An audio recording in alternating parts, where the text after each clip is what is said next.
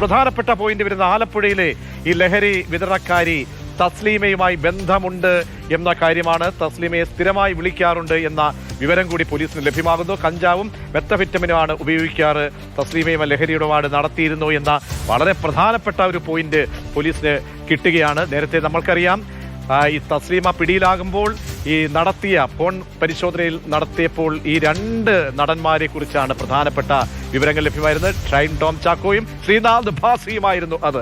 ഏറ്റവും പുതിയ വിവരങ്ങളിലേക്ക് ശ്യാം പ്രസാദ് ഉത്തമൻ നൽകും. ശ്യാം, അങ്ങനെ പ്രധാനപ്പെട്ട പ്രദീപിലേക്ക് പോകാം. പ്രദീപ് ഇപ്പോൾ പറഞ്ഞതിന്റെ ഡീറ്റെയിൽസ് ആണോ?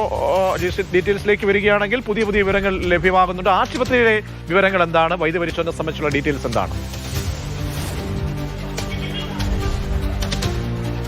ആശുപത്രിയിൽ വൈദ്യപരിശോധന പുരോഗമിച്ചുകൊണ്ടിരിക്കുന്നു.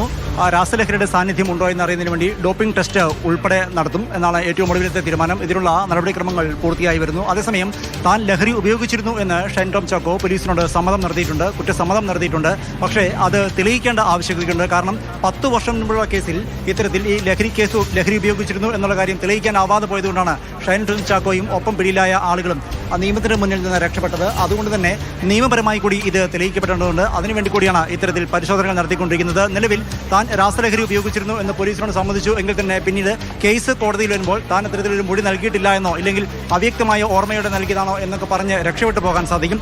അത്തരം വഴികൾ ഒഴിവാക്കുന്നതിന് വേണ്ടിയാണ് പോലീസ് ഇത്തരത്തിൽ രക്ത സാമ്പിൾ അതുപോലെ തന്നെ മുടി, നഖം ഒക്കെ ശേഖരിച്ച് വിശദമായ പരിശോധന നടത്തിക്കൊണ്ടിരിക്കുന്നത്. അതേസമയം 2 ആഴ്ച മുൻപ് ആലപ്പുഴയിൽ എക്സൈസ് സംഘത്തിന്റെ പിടിയിലായ തസ്ലീമയുമായി ഷൈൻ ടോം ചാക്കോയ്ക്ക് ബന്ധമുണ്ടെന്ന് അന്ന് ചില സൂചനകൾ വന്നിരുന്നു.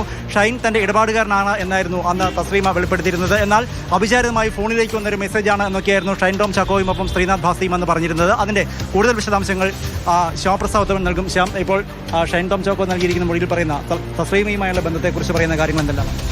അതായത് ഈ ആലപ്പുഴയിലെ തസ്ലീമയുമായിട്ട് ഈ ഷൈൻ ടോം ചാക്കോയ്ക്ക് നിരന്തരമായ ബന്ധമുണ്ട് എന്നാണ് ഇപ്പോൾ പോലീസിന്റെ അന്വേഷണത്തിൽ നിന്ന് വ്യക്തമാകുന്നത്. അതായത് തസ്ലീമയെ നിരന്തരമായിട്ട് ഷൈൻ ടോം ചാക്കോ വിളിക്കാറുണ്ട്. ഈ തസ്ലീമയുമായിട്ട് കൂടുതൽ ലഹരി ഇടപാടുകൾ നടത്തിയിട്ടുണ്ട്. തനിക്ക് കൺസ്യൂം ചെയ്യുന്നതിന് ആവശ്യമായ ലഹരി ഈ തസ്ലീമയിൽ നിന്നാണ് ലഭിക്കാറ്. അങ്ങനെ മെത്തഫെറ്റമിനും കഞ്ചാവുമാണ് പ്രധാനമായിട്ടും ഇവരിൽ നിന്ന് വാങ്ങിയിട്ടുള്ളത് എന്ന കാര്യങ്ങളാണ് ഇപ്പോൾ അന്വേഷണ സംഘത്തിന് മുമ്പ് ചോദ്യം ചെയ്യലിനിടെ ഈ ഷൈൻ ടോം ചാക്കോ വ്യക്തമാക്കിയത്.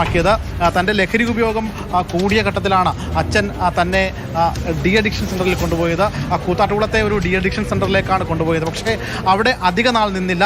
ഏകദേശം ഒരാഴ്ചയോളം മാത്രമാണ് അവിടെ നിന്നത്. പിന്നീട് അവിടെ നിന്ന് താൻ സ്വയം ചാടിപ്പോരുകയായിരുന്നുവെന്നും ഷൈൻ ടോം ചാക്കോ സമ്മതിക്കുന്നുണ്ട് പോലീസിനോട്. എന്തായാലും മറ്റ് ഇടപാടുകളടക്കം ലഹരിയുമായി ബന്ധപ്പെട്ടുകൊണ്ട് പണം അയച്ചടക്കമുള്ള ഇടപാടുകളും പോലീസ് സംഘം കണ്ടെത്തിയിട്ടുണ്ട്. ഈ ആദ്യഘട്ടത്തിലൊക്കെ ഈ ചോദ്യങ്ങളോടൊക്കെ പലപ്പോഴും പതറിയെങ്കിലും പിന്നീട് ഈ കാര്യങ്ങളൊക്കെ സമ്മതിച്ച് അല്ലെങ്കിൽ ഈ കാര്യങ്ങളൊക്കെ കൃത്യമായിട്ട് അദ്ദേഹം പറയുകയായിരുന്നു. താൻ ലഹരി ഉപയോഗിക്കുന്ന ആളാണ്. പക്ഷേ ഈ പരിശോധന നടന്ന സമയത്ത് ലഹരി ഉപയോഗിച്ചിട്ടില്ല എന്ന കാര്യമാണ് അദ്ദേഹം വ്യക്തമാക്കിയിട്ടുള്ളത്. പക്ഷേ ഇതിൽ പോലീസ് അത് പൂർണ്ണമായിട്ടും വിശ്വാസത്തിലെടുത്തിട്ടില്ല. അതുകൊണ്ട് തന്നെയാണ് ഈ ആൻറ്റി ഡോപ്പിംഗ് ടെസ്റ്റിലേക്ക് പോലീസ് ഇപ്പോൾ കടന്നിരിക്കുന്നത്. സ്വാഭാവികമായിട്ടും ഈ ആൻറ്റി ഡോപ്പിംഗ് ടെസ്റ്റ് നടത്തിക്കഴിഞ്ഞാൽ ഏകദേശം 4 ദിവസത്തിനുള്ളിൽ ഇത് ഉപയോഗിച്ചിട്ടുണ്ടോ ഇല്ലയോ എന്ന് കൃത്യമായിട്ട് അറിയാൻ കഴിയും. അതിൻ്റെ ഭാഗമായിട്ട് മുടി, അതോടൊപ്പം തന്നെ രക്തം, നഖം എന്നീ 3 സാമ്പിളുകളാണ് പ്രധാനമായിട്ടും ശേഖരിക്കുക. അത് ഇവിടെ നിന്ന് ശേഖരിച്ച് മറ്റ് നടപടിക്രമങ്ങളിലേക്ക് കടക്കും. നിലവിൽ ചുമത്തിയിരിക്കുന്ന വകുപ്പുകൾ ജാമ്യം ലഭിക്കാവുന്ന വകുപ്പുകൾ തന്നെയാണ് ചുമത്തിയിരിക്കുന്നത്. അതുകൊണ്ട് തന്നെ സ്റ്റേഷനിലേക്ക് കൊണ്ടുപോയി ഒരു പക്ഷേ ജാമ്യത്തിലേക്ക് കടക്കാനുള്ള സാധ്യതയാണല്ലോ. വൈകിട്ടോടുകൂടി ജാമ്യം കിട്ടും.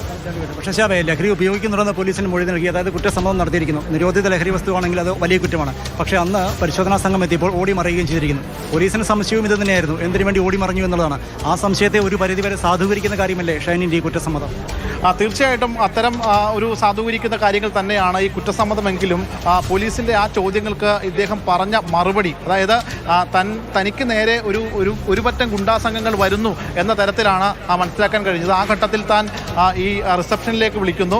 ഏതെങ്കിലും വെയിറ്റർമാരോ മറ്റോ തൻ്റെ പുറത്ത് വന്നിട്ടുണ്ടോ എന്ന് ചോദിക്കുന്നു. അവിടെ നിന്നും ആരും തന്നെ വന്നിട്ടില്ല എന്ന് പറയുമ്പോഴാണ് തന്നെ ആക്രമിക്കാൻ വേണ്ടിയാണ് ഒരു സംഘം എത്തിയത് എന്ന് പറഞ്ഞുകൊണ്ട് അദ്ദേഹം വാതിലിലെ ലെൻസിലൂടെ നോക്കുകയും തുടർന്ന് താടി വെച്ച ആളുകളെയും മറ്റുമൊക്കെ കണ്ട് അദ്ദേഹം ഭയന്ന് ഈ ജനാല തുറന്ന് സ്വിമ്മിംഗ് പൂൾസിൻ്റെ സൈഡ് വഴി ഡോറ് തുറന്ന് സ്റ്റെയർകേസ് വഴി ചാടി ഓടുകയായിരുന്നു എന്നാണ് നിലവിൽ പറഞ്ഞിരിക്കുന്നത്. എന്തായാം ഈ ചാടി ഓടി പുറത്തേക്ക് ഇറങ്ങിയ ഒരു യുവാവിൻ്റെ ബൈക്ക് കൈ കാണിച്ച് നേരെ ഹയാത്തിലേക്കാണ് പോകുന്നത്. അവിടെ എത്തുമ്പോഴും വളരെ സൂത്രത്തോടു കൂടിയാണ് ഈ ഷൈൻ ടോം ചാക്കോ കാര്യങ്ങൾ നീക്കിയത് എന്നതാണ് ഏറ്റവും പ്രധാനപ്പെട്ട കാര്യം.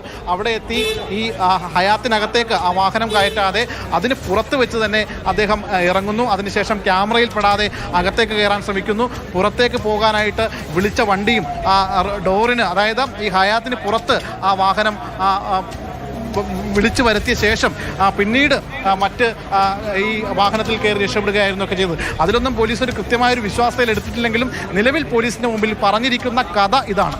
പക്ഷേ അവിടെയും ഈ ഷൈൻ ടോം ചാക്കോ പറയുന്ന പല കാര്യങ്ങളും സംശയാസ്പദമാണ്. കാരണം വെറും ഒരു ലോക്കൽ ഹോട്ടലൊന്നും അല്ല PGS വേദാന്ത എന്ന് പറയുന്നത്. ഒരു 4 സ്റ്റാർ ഹോട്ടലാണെന്നാണ് എനിക്ക് തോന്നുന്നത്. അവിടേക്ക് പെട്ടെന്ന് ഒരാൾക്ക് കയറി ചെല്ലാൻ പറ്റില്ല. മാത്രമല്ല ഒരു പരിചയവുമില്ലാത്ത ഒരു ഹോട്ടലിൻ്റെ 3-ാം നിലയിൽ നിന്നാണ് ജനൽ വഴി ഊർന്നിറങ്ങുന്നത്. അതുപോലെ അയാൾ ഹയാത്തിലെത്തും മുൻപ് തന്നെ പോലീസ് സ്റ്റേഷനുണ്ട്. ഇല്ല, ഹയാത്തിലെത്തുമ്പോൾ പോലീസ് സ്റ്റേഷൻ ഇല്ല. പക്ഷേ ഹയാത്തിലെത്തിയതിനു ശേഷം തമിഴ്നാട്ടിലേക്ക് പോകുമ്പോൾ എത്രയോ പോലീസ് സ്റ്റേഷനിൽ കടന്നാണ് പോകുന്നത്. ഏതെങ്കിലും ഒരു സ്റ്റേഷനിൽ കയറി അഭയം തേടാമായിരുന്നു. അതുകൊണ്ട് തന്നെ പോലീസ് ഈ കഥ വിശ്വസിക്കുമെന്ന് കരുതുന്നുണ്ടോ?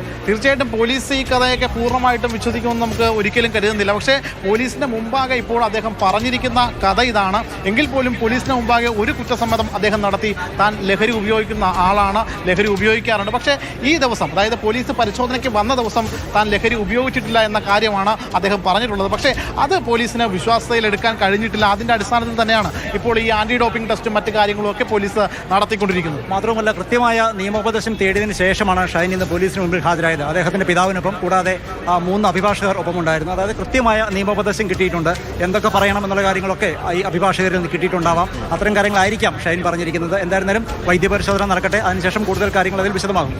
തീർച്ചയായിട്ടും ഇപ്പോൾ വൈദ്യപരിശോധനയ്ക്ക് ശേഷമേ മറ്റു കാര്യങ്ങളിലേക്ക് കടക്കാൻ കഴിയുകയുള്ളൂ. എന്തായാലും ആദ്യഘട്ടത്തിൽ പോലീസ് പറഞ്ഞത് വൈദ്യപരിശോധന ഉണ്ടാകും. പക്ഷേ അത് സാധാരണ രീതിയിലുള്ള വൈദ്യപരിശോധന എന്നാണ് പറഞ്ഞത്. വളരെ പ്രധാനപ്പെട്ട വിവരങ്ങളാണ് ഇപ്പോൾ ഷൈൻ ടോം ചാക്കോയുടെ ചോദ്യം ചെയ്യലുമായി ബന്ധപ്പെട്ട് പുറത്തേക്ക് വരുന്നത്. മാതൃഭൂമി ന്യൂസ് അതിന്റെ ഡീറ്റെയിൽസ് ആണ് നൽകിക്കൊണ്ടിരിക്കുന്നത്.